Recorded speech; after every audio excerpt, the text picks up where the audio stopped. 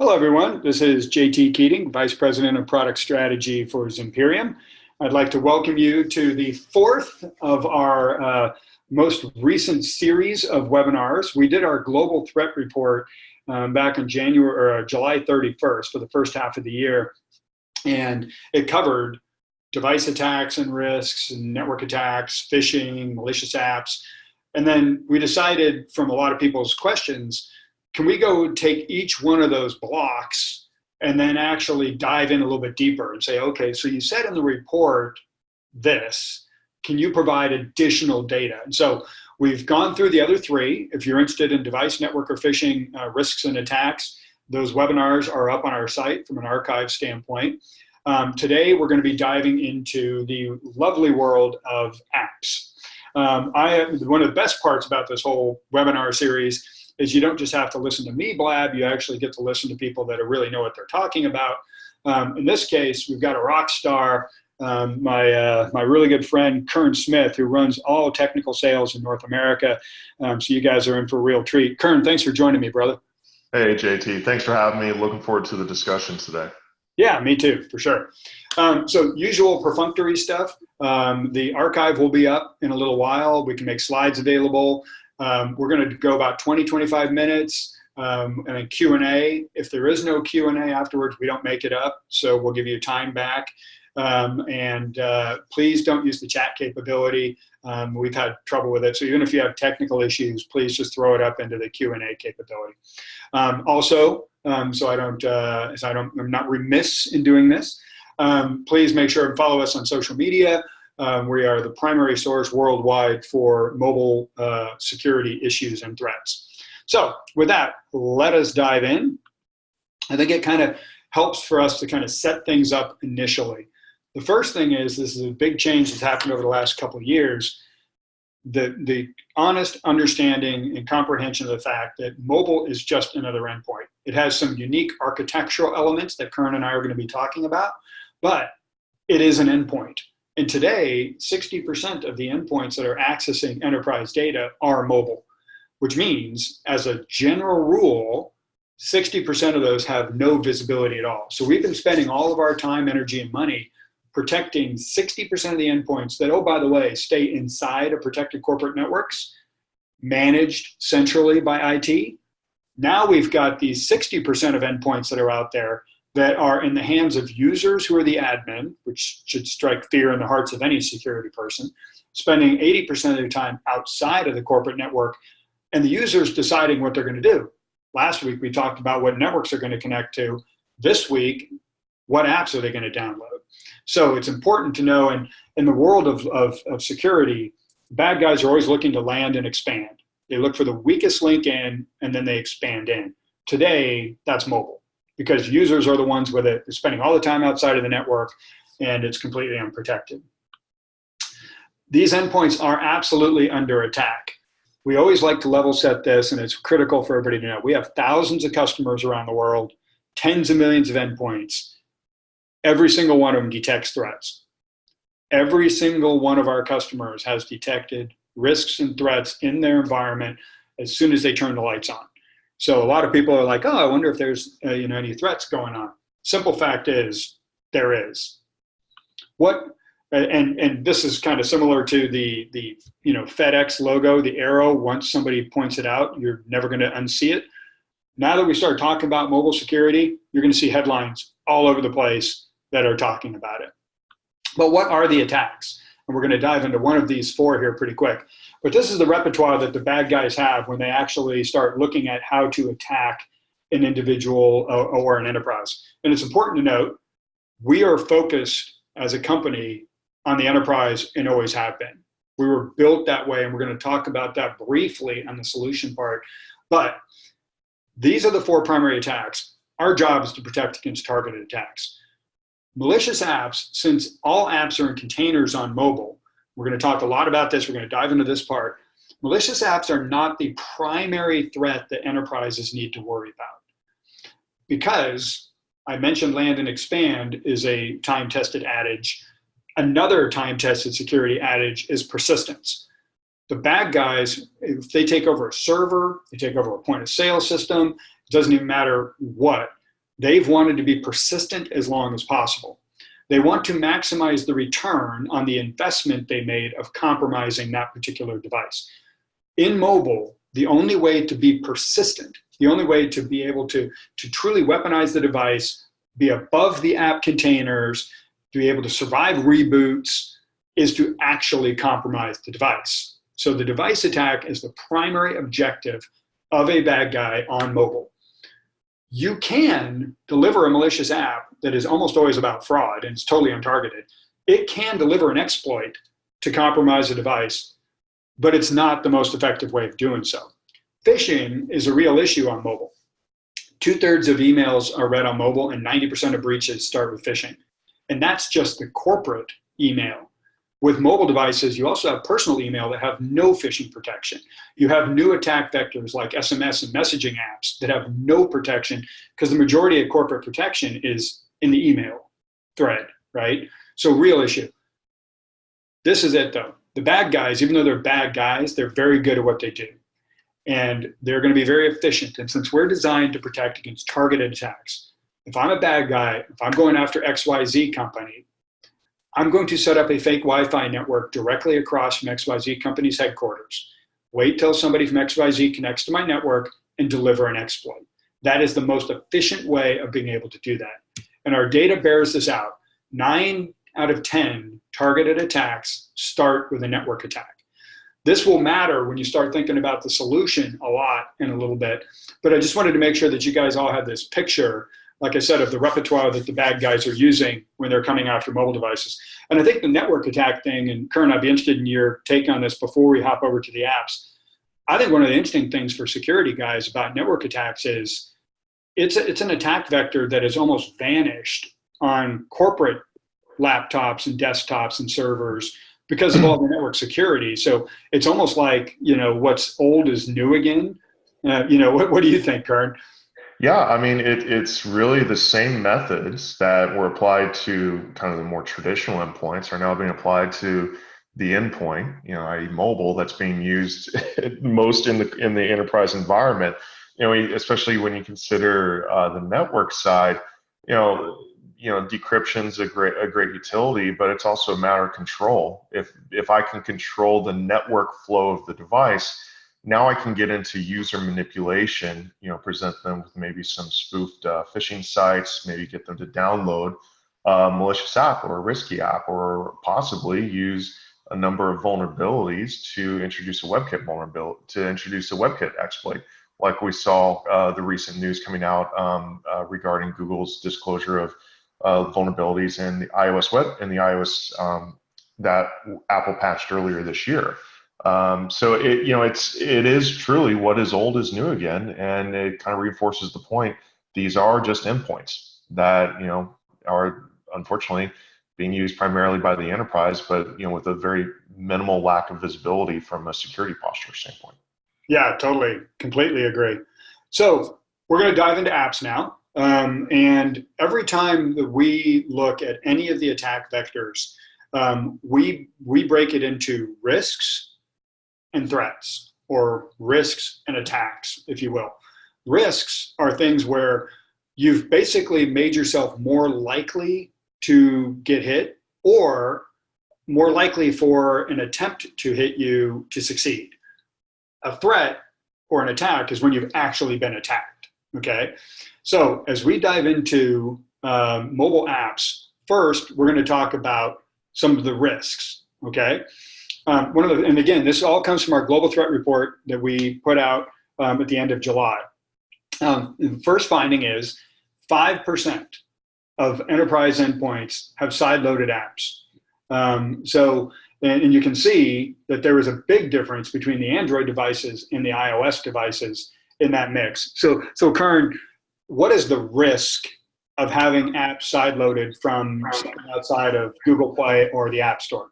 Yeah, I mean, sideloaded apps represent a really big challenge, from a security standpoint, because I think a lot of us rely on, either Google Play or especially iOS, Apple's App Store, for Apple or Google to pre-vet these apps and for them to come from a trusted source.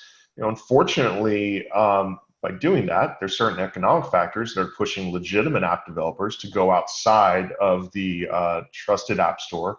A great example would be the Fortnite developers telling their users, hey, go download the app from our website, because they didn't want to give Google, I think it was a 30% cut of the business. So, I mean, there's some real business drivers pushing companies to ask users to sideload apps onto their devices. The challenge on that then becomes you don't know if that application is actually legitimate or not. And it also completely bypasses any of the pre-vetting for best practices. So you see a lot of abuse of both public and private APIs in sideloaded apps that could lead to either malicious activity, but definitely lead to some very risky activity at minimum. Yeah, no, completely agree with you on that. So the next app risk, and we have a capability, a solution we have called Z3A. By the way, we're going to be coming out with a new report in the next couple of weeks, which will be pretty interesting for people that are into this. You can have malicious apps, which we're going to talk about here in a second, in the app kind of attack category. But you can also have perfectly legitimate apps. And most mobile apps, I like to joke, are basically made with Legos. Developers are out there and they're like, oh, I need access to a camera. They'll go find a library, an SDK on the web, and then throw that into their app without really knowing what's happening, right? Et cetera. So there are privacy and security risks in perfectly legitimate apps that need to be accounted for. And here's a few of them. 70% of iOS apps, think about this, 70% of iOS apps that we've got this huge repository of iOS apps, have advertising capabilities built into them. And then the iOS Bluetooth beacon, which is a variation of advertising, obviously local advertising, has absolutely skyrocketed. So Kern, can you talk a little bit about like what are the actual risks of apps that just have ad networks that are throwing stuff all over the place, and or the Bluetooth beacon side? Yeah, I mean, aside from being very creepy, quite frankly, right? It's the whole idea of, well, I was talking about traveling to Europe with a friend, and all of a sudden Facebook is throwing up ads on, hey, why don't you go visit Zurich for a weekend? So it's a little concerning on where they get that data, especially from a tracking standpoint or listening standpoint. But also you're seeing, especially iOS 13 coming out with giving users more control over what location data can be collected. What's really striking on some of these things is you're seeing the use of beacons and Bluetooth capabilities coming out more. So that's giving advertisers or advertisers who have their SDKs embedded in these apps the ability to more finally track a user, even down to what aisle are they in a store. So now you get into advertisement areas and things of that nature. But understanding user behavior isn't just an advertiser prerogative. It's also very valuable data from an attacker's perspective, especially a targeted attack. Because if you understand the user's needs and wants, you can now manipulate them to click on that phishing link, to download that payload package, to do all these other things that just by using apps as the initial reconnaissance point is really kind of the first step that can potentially be the first step in that kill chain. No, it's a great point. And, sometimes we'll talk about like if somebody has compromised the device, they have access to your calendar and they can wait until that period of time to turn on your microphone, right? And so for instance, with the Bluetooth part, like you said, if I have a good idea of physically where you are, I can do a lot of things with that data, right? Some of which is cyber and some of which isn't, frankly. If I know that you're roaming through Walmart, I can rob your house. So another one, a quarter of iOS apps, 1/4 totally unencrypted when they pass stuff over the network. So I think this one's pretty obvious, right, Kern, in terms of what the problem with this is? And the thing is, what's striking about this is that there was a big push, years ago, specifically within iOS apps, to get rid of any type of HTTP connections. And still we see close to a quarter of apps, not just using HTTP, but are sending sensitive user data over unencrypted channels. And the risk to the enterprise, I mean, just a glaring one, it's not even just apps that the enterprise is asking users to put onto, it's also apps that users are leveraging. Think of, how users don't necessarily always change passwords, right? Or may reuse passwords. So another, it's a very low-hanging fruit from an attack perspective to just sniff the network and see what that unencrypted traffic is, because again, that piece of data may be the critical component that allows the attacker to mount an even deeper attack to the corporate network. Right, exactly. External payloads. And I think this is somewhat related to even some of the conversations that you were talking about with some of the risks associated with sideloaded apps, right? Oh, absolutely. And this is one of those things where we talk about external payloads. I mean, fundamentally, these are SDKs that developers are downloading, or code snippets that developers are downloading to get the job done. If anybody's ever spent any time coding, you know that the most valuable tool isn't, a software kit. It's actually Google, and ultimately that leads you either Stack Overflow or GitHub, right? And developers are just trying to get the functionality in place because they have deadlines, they need to release the app, etc. So yeah, they're going to download these third-party libraries that have the tools and utilities they need to do. Unfortunately, what we're seeing is that these libraries sometimes contain some serious vulnerabilities. Some of them unintentional vulnerabilities, right? Unencrypted communications, maybe some advanced permissions that just shouldn't necessarily be there. But also some of them can be quite malicious in intent, right? We have seen the introduction of botnets and malware packages being put into otherwise seemingly good third-party SDKs. So it's definitely something to be very much aware of from a developer standpoint, but also from a user standpoint. What's actually in the app, what's actually powering it, and how does that impact you as an end user, but also you as an enterprise as well? Yeah, absolutely. And I think the second part of that whole sentence is critical too. By having external payloads, the whole point of the vetting in the app stores goes away if they can actually get around that by doing something like this. I'm going to get to the threat side just in the interest of time. This is another one that's just mind-boggling to me. 16% of Android apps actually hard-coded credentials, literally hard-coded the credentials to external systems. Clearly, it doesn't take much to figure out the problem with that. So pivoting from risks over to attacks. First thing is we have a machine learning based engine that actually on Android can detect apps on device in real time.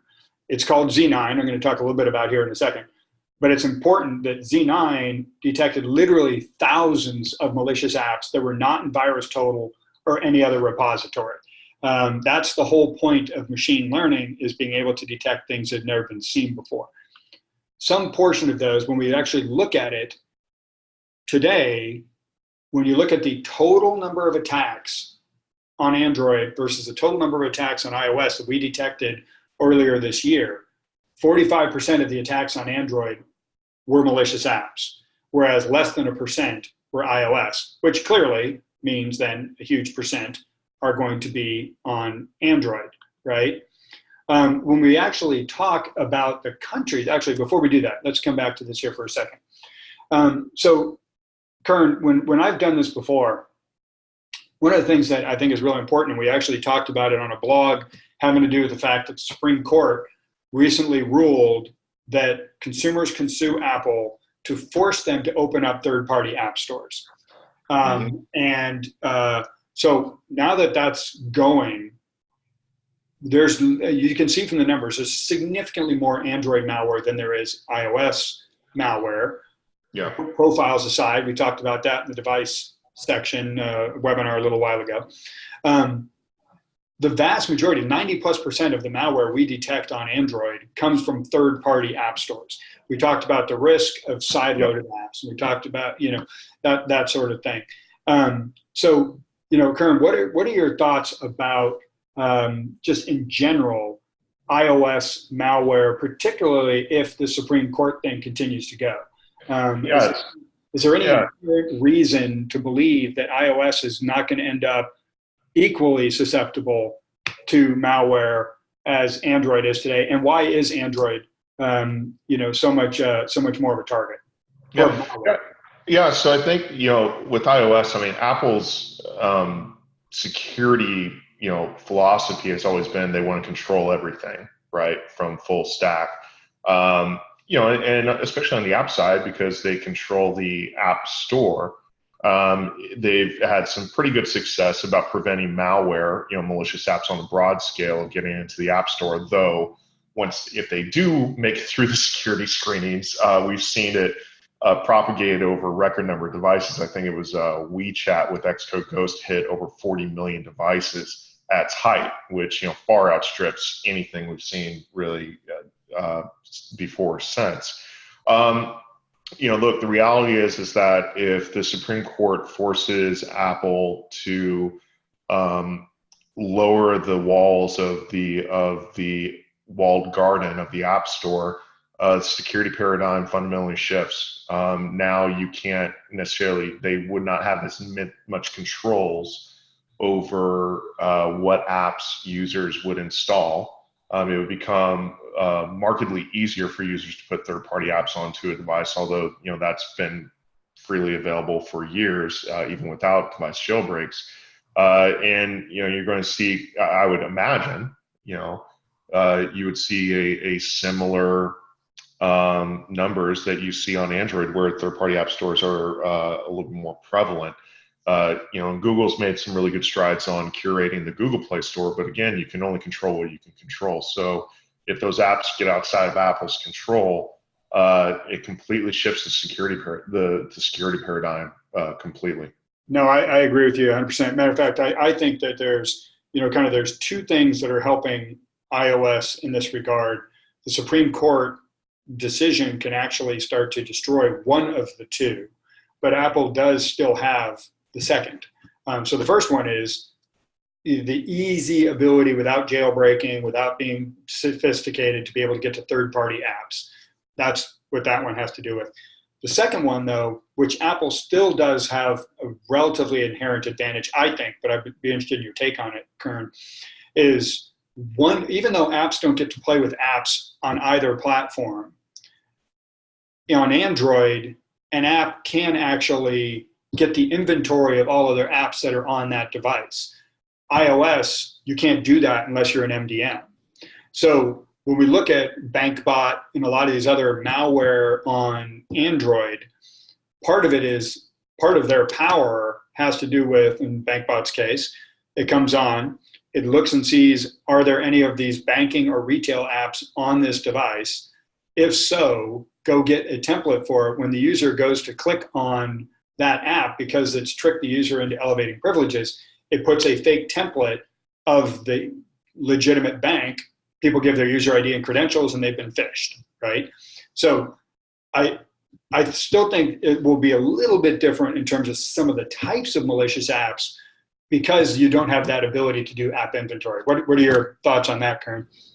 I think any malware is going to adapt to the system that's on. Getting the app inventory or process inventory, things of that nature. It definitely it can potentially aid attackers, but it also can aid defense mechanisms as well, like MTD.